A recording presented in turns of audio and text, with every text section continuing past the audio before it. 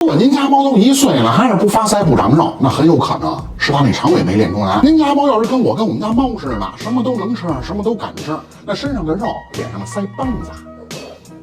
怎么可能不长呢？如何让小猫咪快速长肉？说白了，长得既敦实又肉乎的猫崽子，肠胃一般都差不了。而大部分肠胃不好、身上肉少的猫崽子，都是被铲屎官给惯出来的。要么就是平时喂得太精细，食物太单一；要么就是稍微有个风吹草动、翻起软面，就立马给保护起来。就这种温室里成长起来小猫崽子，它那肠胃能好到哪儿去呢？所以啊，想让猫崽肠胃好、多长肉，您得练它。怎么练呢？6个字：多肉源、多食材。您记住了，猫是食肉动物，但是它不只食一种肉。您要是老按着一种肉源给它喂，很容易给它那胃养刁了。猫崽这胃一刁，稍微一刺激，轻则软面，重则兔年一电。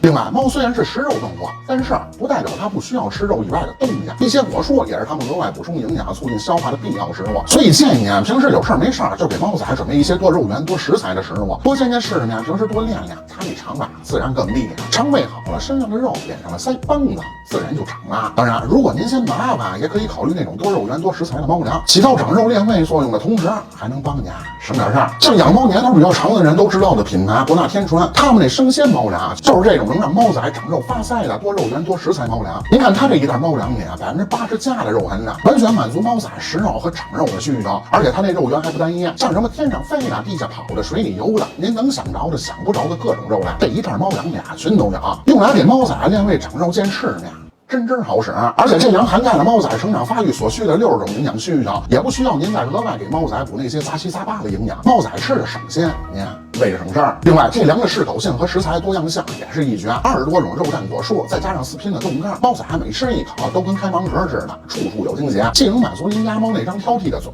还能满足您家猫那颗咸的蛋疼的好奇心。再加上博纳天纯在这生鲜猫粮上用了个专研的工艺，这虽然是文化粮，但是猫粮表面的倍儿干爽，颗粒也更松脆，不仅提升了适口性，还能在一定程度上减少黑下巴的概率。如果您平时没法给您家猫准备多肉源多食材的食物，那像博纳天纯这种自有工厂研制出来的配方，安全又放心，您就可以考虑给您家猫崽子备上那么点儿。还是那句话，想让猫崽多长肉，肠胃必须得好，麻烦您帮我给您家猫捎句话，菜就多练。